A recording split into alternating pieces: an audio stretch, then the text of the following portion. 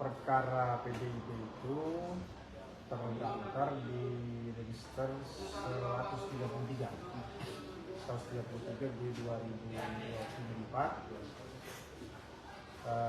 PDIP dalam hal ini kalau di gugatannya itu diwakili langsung oleh Megawati selaku Ketua Umum dan Hasto Kristianto selaku Sekretaris Jenderal. Didaftar secara online dan nantinya akan disidangkan juga secara online dan offline.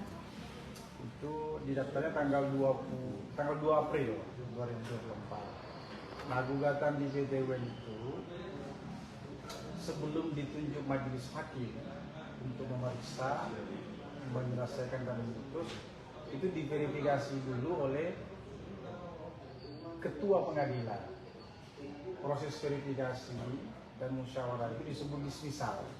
Nah, kemarin tanggal 23 ya, itu ketua pengadilan tata usaha negara itu sudah memutuskan bahwa gugatan PDIP melawan Komisi Pemilihan Umum Republik Indonesia ini itu dinyatakan pendaftarannya sudah lengkap dan siap untuk disidangkan. Maka kemudian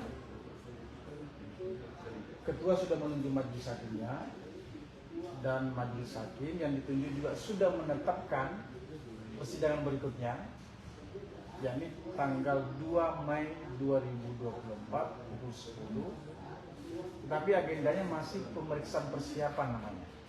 Jadi di PT UN itu sebelum persidangan terbuka untuk umum itu dilakukan terlebih dahulu pemeriksaan persiapan. Agendanya apa? Kalau di Mahkamah Konstitusi namanya pemeriksaan pendahuluan. Kalau di PT UN pemeriksaan persiapan itu majelis hakim wajib memberikan masukan, nasihat, arahan kepada penggugat dalam hal ini PDIP untuk kesempurnaan dan kelengkapan gugatannya, materi gugatannya. Di pemeriksaan persiapan itu juga kemudian majelis hakim memanggil KPU selaku tergugat untuk mendapatkan informasi-informasi awal. Apa sesungguhnya yang terjadi, apa kaitan dari objek yang digugat oleh PDIP. Itu tanggal 2 Mei minggu depan sampai biasanya 1 bulan berlangsung sampai 2-3 kali pertemuan. Majelis hakimnya siapa? Majelis hakimnya saya belum hafal intinya, susunannya, tapi nanti akan terkonfirmasi minggu depan tuh ada. Ya. Pak, ini kan hari ini ada penetapan capres cawapres oleh KPU. Apakah seharusnya penetapan ini ditunda hingga ada putusan dari pengadilan PT UN ini yang dilayangkan oleh PDIP? Secara hukum acara tidak ada hubungannya sebenarnya antara proses persidangan di Pengadilan Tata Usaha Negara dengan pengadilan manapun, termasuk di Mahkamah Konstitusi yang putusannya kemarin sudah keluar. Jadi pemeriksaan perkara nomor 133 ini itu didaftarkan dan masuk dalam proses pemeriksaan sengketa biasa.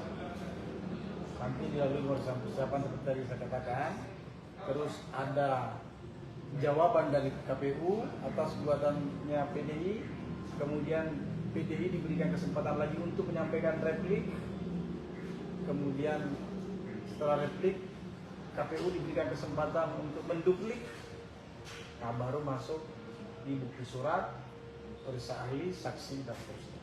Gugatannya dia ini hanya mengatakan KPU melakukan perbuatan melawan hukum dengan memproses penerimaan pendaftaran pasangan calon hingga pengumuman rekapitulasi suara terhadap pasangan calon Prabowo Subianto dan Gibran Raka. Jadi inti dari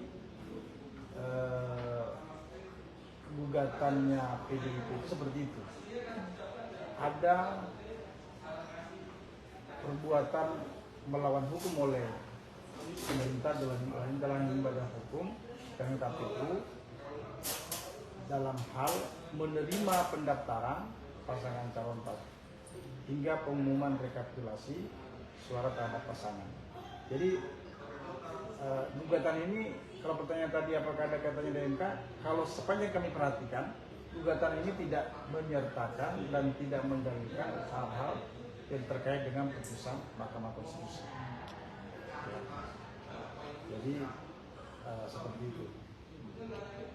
Tapi bukankah kalau dari petitum itu bahwa ketika sudah putusannya ini dinyatakan oleh PDIP, bukankah harus dianulir gitu Pak?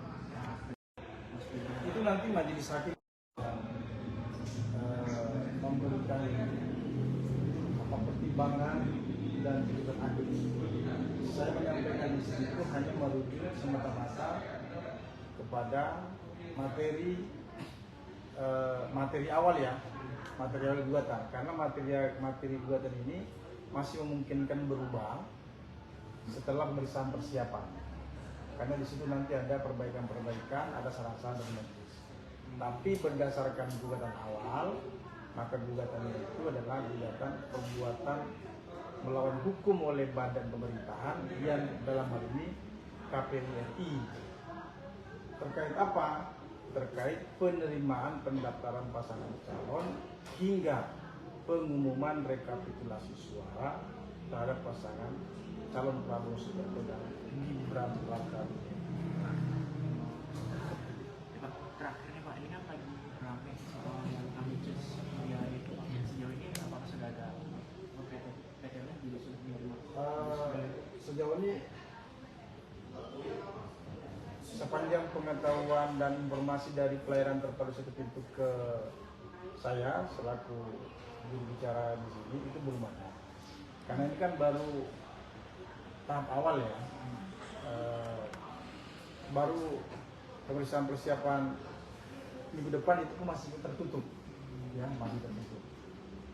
Tapi ya itu kan hak masyarakat ya, untuk menyatakan sebagai sahabat peradilan. Pak, tapi gugatan ini tuh bisa bertindak sejauh apa sih? Apakah memecat beberapa pejabat KPU atau gimana terkait gugatan itu? Kalau ini yang dipersoalkan kan perbuatannya. Nah, berdasarkan peraturan Mahkamah Agung nomor 2/2019 tentang pedoman penyelesaian sengketa perbuatan melawan hukum, itu amar putusannya itu adalah menyatakan batal atau tidak sah perbuatan tindakan pemerintah atau tindakan badan yang dilakukan oleh bla bla bla itu menyatakan dan menyatakan perbuatan itu melanggar peraturan perundang-undangan dan asas-asas pembelaan yang baik. Nah, kalau gugatan itu omission itu maksudnya gugatan yang menggugat sikap diamnya pemerintah, maka tentunya nanti amarnya hakim memerintahkan untuk melakukan. Nah, gitu. Tapi kalau yang digugat itu tindakan yang sedang dilakukan, maka amar putusan hakim itu nanti memerintahkan untuk memberhentikan. Itu kalau gugatan dikabulkan. Nah, menurut informasi yang kami terima, gugatan ini masuk kategori omission. Jadi sikap diamnya KPU yang terus membiarkan proses tahapan tapi tidak membatalkan pasangan calon.